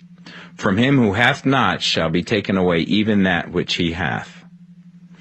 The normal desire for increased wealth is not an evil or reprehensible thing. It is simply the desire for more abundant life. It is aspiration. And because it is the deepest instinct of their natures, all men and women are attracted to him who can give them more of the means of life. In following the certain way, you are getting continuous increase for yourself, and you are giving it to all with whom you deal. You are a creative center from which increase is given off to all. Be sure of this, and convey assurance of the fact to every man, woman, and child with whom you come in contact. No matter how small the transaction, even if it be only the selling of a stick of candy to a little child, put into it the thought of increase, and make sure that the customer is impressed with the thought. Convey the impression of advancement with everything you do, so that all people shall receive the impression that you are an advancing man, and that you advance all who deal with you. Even to the people whom you meet in a social way, without any thought of business, and to whom you do not try to sell anything, give the thought of increase. You can convey this impression by holding the unshakable faith that you, yourself, are in the way of increase, and by letting this faith inspire, fill, and permeate every action. Do everything that you do in the firm conviction that you are an advancing personality, and that you are giving advancement to everybody. Feel that you are getting rich, and that in doing so you are making others rich, and conferring benefits to all. Do not boast or brag of your success, or talk about it unnecessarily. True faith is never boastful. Wherever you find a boastful person, you find one who is secretly doubtful and afraid. Simply feel the faith, and let it work out in every transaction. Let every act and tone and look express the quiet assurance that you are getting rich, that you are already rich. Words will not be necessary to communicate this feeling to others. They will feel the sense of increase when in your presence, and will be attracted to you again. You must so impress others that they will feel that in associating with you they will get increase for themselves. See that you give them a use value greater than the cash value you are taking from them. Take an honest pride in doing this, and let everybody know it, and you will have no lack of customers. People will go where they are given increase, and the Supreme, which desires increase in all, and which knows all, will move towards you men and women who have never heard of you. Your business will increase rapidly, and you will be surprised at the unexpected benefits which will come to you. You will be able from day to day to make larger combinations, secure greater advantages, and to go on into a more congenial vocation if you desire to do so. You must never lose sight of your vision of what you want, or your faith and purpose to get what you want. Let me here give you another word of caution in regards to motives. Beware of the insidious temptation to seek for power over other men. Nothing is so pleasant to the unformed or partially developed mind as the exercise of power or dominion over others. The desire to rule for selfish gratification has been the curse of the world. For countless ages, kings and lords have drenched the earth with blood in their battles to extend their dominions. This is not to seek more life for all, but to get more power for themselves. Today, the main motive in the business and industrial world is the same. Men marshal their armies of dollars and lay waste the lives and hearts of millions in the same mad scramble for power over others. Commercial kings, like political kings, are inspired by the lust for power. Jesus saw in this desire for mastery the moving impulse of that evil world he sought to overthrow. Read the 23rd chapter of Matthew and see how he pictures the lust of the Pharisees to be called master, to sit in the high places, to domineer over others, and to lay burdens on the backs of the less fortunate. And note how he compares this lust for dominion with the brotherly seeking for the common good to which he calls his disciples. Look out for the temptation to seek for authority, to become a master, to be considered as one who is above the common herd, to impress others by lavish display, and so on. The mind that seeks for mastery over others is the competitive mind, and the competitive mind is not the creative one. In order to master your environment and your destiny, it is not at all necessary that you should rule over your fellow men, and indeed, when you fall into the world's struggle for the high places, you begin to be conquered by fate and environment, and your getting rich becomes a matter of chance and speculation. Beware the competitive mind. No better statement of the principle of creative action can be formulated than the favorite declaration of the late Golden Rule Jones of Toledo. What I want for myself, I want for everybody. Chapter 15. The Advancing Man. What I have said in the last chapter applies as well to the professional man and the wage earner as to the man who is engaged in mercantile business. No matter whether you are a physician, a teacher, or a clergyman, if you can give increase of life to others and make them sensible of the fact, they will be attracted to you and you will get rich. The physician who holds the vision of himself as a great and successful healer, and who works towards the complete realization of that vision with faith and purpose, as described in former chapters, will come into such close touch with the source of life that he will be phenomenally successful. Patients will come to him in throngs. No one has a greater opportunity to carry into effect the teaching of this book than the practitioner of medicine. It does not matter to which of the various schools he may belong, for the principle of healing is common to all of them, and may be reached by all alike. The advancing man in medicine, who holds to a clear mental image of himself as successful, and who obeys the laws of faith, purpose, and gratitude, will cure every curable disease he undertakes, no matter what remedies he may use. In the field of religion, the world cries out for the clergyman who can teach his hearers the true science of abundant life. He who masters the details of the science of getting rich, together with the allied sciences of being well, of being great, and of winning love, and who teaches these details from the pulpit, will never lack for a congregation. This is the gospel that the world needs. It will give increase of life, and men will hear it gladly, and will give liberal support to the man who brings it to them. What is now needed is a demonstration of the science of life from the pulpit. We want preachers who can not only tell us how, but who in their own persons will show us how. We need the preacher who will himself be rich, healthy, great, and beloved, to teach us how to attain to these things, and when he comes he will find a numerous and loyal following. The same is true of the teacher who can inspire the children with the faith and purpose of the advancing life. He will never be out of a job. And any teacher who has this faith and purpose can give it to his pupils. He cannot help giving it to them if it is part of his own life and practice.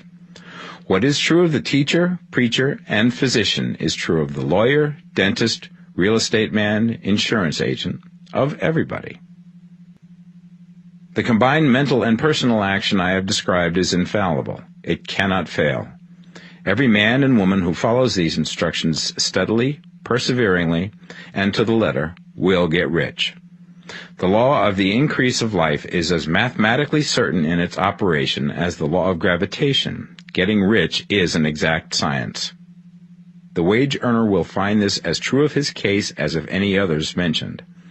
Do not feel that you have no chance to get rich because you are working where there is no visible opportunity for advancement, where wages are small and the cost of living high.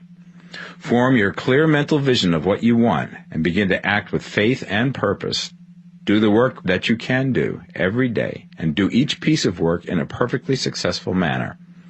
Put the power of success and the purpose to get rich into everything that you do. But do not do this merely with the idea of currying favor with your employer in the hopes that he or those above you will see your good work and advance you. It is not likely that they will do so. The man who is merely a good workman, filling his place to the very best of his ability and satisfied with that, is valuable to his employer, and it is not to the employer's interest to promote him. He is worth more where he is. To secure advancement, something more is necessary than to be too large for your place. The man who is certain to advance is the one who is too big for his place, and who has a clear concept of what he wants to be, who knows that he can become what he wants to be, and who is determined to be what he wants to be. Do not try to more than fill your present place with a view to pleasing your employer. Do it with the idea of advancing yourself. Hold the faith and purpose of increase during work hours, after work hours, and before work hours. Hold it in such a way that every person who comes in contact with you, whether foreman, fellow workman, or social acquaintance, will feel the power of purpose radiating from you, so that everyone will get the sense of advancement and increase from you. Men will be attracted to you, and if there is no possibility for advancement in your present job, you will very soon see an opportunity to take another job. There is a power which never fails to present opportunity to the advancing man who is moving in obedience to law. God cannot help helping you if you act in a certain way. He must do so in order to help himself. There is nothing in your circumstances or in the industrial situation that can keep you down. If you cannot get rich working for the Steel Trust, you can get rich on a 10-acre farm. And if you begin to move in the certain way, you will certainly escape from the clutches of the Steel Trust and get on to the farm or wherever else you wish to be. If a few thousands of its employees would enter upon the certain way, the Steel Trust would soon be in a bad plight. It would have to give its working men more opportunity or go out of business. Nobody has to work for a trust. The trusts can keep men in so-called hopeless conditions only so long as there are men who are too ignorant to know of the science of getting rich, or too intellectually slothful to practice it. Begin this way of thinking and acting, and your faith and purpose will make you quick to see any opportunity to better your condition. Such opportunities will speedily come, for the Supreme, working in all and working for you, will bring them before you. Do not wait for an opportunity to be all that you want to be. When an opportunity to be more than you are now is presented, and you feel impelled toward it, take it. It will be the first step towards a greater opportunity.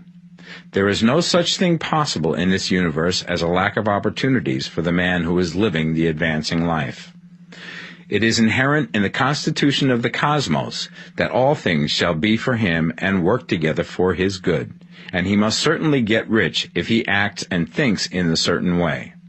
So let wage-earning men and women study this book with great care, and enter with confidence upon the course of action it prescribes. It will not fail. Chapter 16. Some Cautions and Concluding Observations. Many people will scoff at the idea that there is an exact science of getting rich. Holding the impression that the supply of wealth is limited, they will insist that social and governmental institutions must be changed before even any considerable number of people can acquire a competence. But this is not true. It is true that existing governments keep the masses in poverty, but this is because the masses do not think and act in the certain way. If the masses begin to move forward as suggested in this book, neither governments nor industrial systems can check them. All systems must be modified to accommodate the forward movement. If the people have the advancing mind, have the faith that they can become rich, and move forward with the fixed purpose to become rich, nothing can possibly keep them in poverty. Individuals may enter upon the certain way at any time and under any government, and may make themselves rich. And when any considerable number of individuals do so under any government, they will cause the system to be so modified as to open the way for others. The more men who get rich on the competitive plane, the worse for others. The more who get rich on the creative plane, the better for others. The economic salvation of the masses can only be accomplished by getting a large number of people to practice the scientific method set down in this book and become rich. These will show others the way and inspire them with a desire for real life, with the faith it can be attained, and with the purpose to attain it. For the present, however, it is enough to know that neither the government under which you live nor the capitalistic or competitive system of industry can keep you from getting rich. When you enter upon the creative plane of thought, you will rise above all these things and become a citizen of another kingdom. But remember that your thought must be held upon the creative plane. You are never for an instant to be betrayed into regarding the supply as limited, or into acting on the moral level of competition. Whenever you do fall into old ways of thought, correct yourself instantly, for when you are in the competitive mind, you have lost the cooperation of the mind of the whole. Do not spend any time in planning as to how you will meet possible emergencies in the future, except as the necessary policies may affect your actions today. You are concerned with doing today's work in a perfectly successful manner, and not with emergencies which may arise tomorrow. You can attend to them as they come. Do not concern yourself with questions as to how you shall surmount obstacles which may loom upon your business horizon, unless you can see plainly that your course must be altered today in order to avoid them. No matter how tremendous an obstruction may appear at a distance, you will find that if you go on in the certain way, it will disappear as you approach it, or that a way over, through, or around it will appear. No possible combination of circumstances can defeat a man or woman who is proceeding to get rich along strictly scientific lines. No man or woman who obeys the law can fail to get rich, any more than one can multiply 2 by 2 and fail to get 4. Give no anxious thought to possible disasters, obstacles, panics, or unfavorable combinations of circumstances. It is time enough to meet such things when they present themselves before you in the immediate present, and you will find that every difficulty carries with it the wherewithal for its overcoming. Guard your speech. Never speak of yourself, your affairs, or of anything else in a discouraged or discouraging way. Never admit the possibility of failure, or speak in a way that infers failure as a possibility. Never speak of times as being hard, or of business conditions as being doubtful. Times may be hard and business doubtful for those who are on the competitive plane, but they can never be so for you. You can create what you want, and you are above fear. When others are having hard times and poor business, you will find your greatest opportunities. Train yourself to think of and to look upon the world as a something which is becoming, which is growing, and to regard seeming evil as being only that which is undeveloped. Always speak in terms of advancement. To do otherwise is to deny your faith, and to deny your faith is to lose it. Never allow yourself to feel disappointed. You may expect to have a certain thing at a certain time and not get it at that time, and this will appear to you like failure. But if you hold to your faith, you will find that the failure is only apparent. Go on in the certain way, and if you do not receive that thing, you will receive something so much better that you will see that the seeming failure was really a great success. A student of this science had set his mind on making a certain business combination which seemed to him at the time to be very desirable, and he worked for some weeks to bring it about. When the crucial time came, the thing failed in a perfectly inexplicable way. It was as if some unseen influence had been working secretly against him. He was not disappointed. On the contrary, he thanked God that his desire had been overruled, and went steadily on with a grateful mind. In a few weeks, an opportunity so much better came his way that he would not have made the first deal on any account, and he saw that a mind which knew more than he knew had prevented him from losing the greater good by entangling himself with the lesser. That is the way every seeming failure will work out for you, if you keep your faith, hold to your purpose, have gratitude, and do, every day, all that can be done that day, doing each separate act in a successful manner. When you make a failure, it is because you have not asked for enough. Keep on, and a larger thing than you were seeking will certainly come to you. Remember this. You will not fail because you lack the necessary talent to do what you wish to do. If you go on as I have directed, you will develop all the talent that is necessary to the doing of your work. It is not within the scope of this book to deal with the science of cultivating talent, but it is as certain and simple as the process of getting rich. However, do not hesitate or waver for fear that when you come to any certain place you will fail for lack of ability. Keep right on, and when you come to that place, the ability will be furnished to you. The same source of ability which enabled the untaught Lincoln to do the greatest work in government ever accomplished by a single man is open to you. You may draw upon all the mind there is for wisdom to use in meeting the responsibilities which are laid upon you. Go on in full faith. Study this book. Make it your constant companion until you have mastered all the ideas contained in it. While you are getting firmly established in this faith, you will do well to give up most recreations and pleasure, and to stay away from places where ideas conflicting with these are advanced in lectures or sermons. Do not read pessimistic or conflicting literature, or get into arguments upon the matter. Do very little reading, outside of the writers mentioned in the preface. Spend most of your leisure time in contemplating your vision, and in cultivating gratitude, and in reading this book. It contains all you need to know of the science of getting rich, and you will find all the essentials summed up in the following chapter. Chapter 17. Summary of the Science of Getting Rich. There is a thinking stuff from which all things are made, and which, in its original state, permeates, penetrates, and fills the interspaces of the universe. A thought in this substance produces the thing that is imaged by the thought. Man can form things in his thought, and by impressing his thought upon formless substance can cause the thing he thinks about to be created. In order to do this, man must pass from the competitive to the creative mind, otherwise he cannot be in harmony with the formless intelligence, which is always creative and never competitive in spirit. Man may come into full harmony with the formless substance by entertaining a lively and sincere gratitude for the blessings it bestows upon him. Gratitude unifies the mind of man with the intelligence of substance, so that man's thoughts are received by the formless. Man can remain upon the creative plane only by uniting himself with the formless intelligence through a deep and continuing feeling of gratitude. Man must form a clear and definite mental image of the things he wishes to have, to do, or to become, and he must hold this mental image in his thoughts, while being deeply grateful to the Supreme that all his desires are granted to him. The man who wishes to get rich must spend his leisure hours in contemplating his vision, and in earnest thanksgiving that the reality is being given to him. Too much stress cannot be laid on the importance of frequent contemplation of the mental image, coupled with unwavering faith and devout gratitude. This is the process by which the impression is given to the formless, and the creative forces set in motion.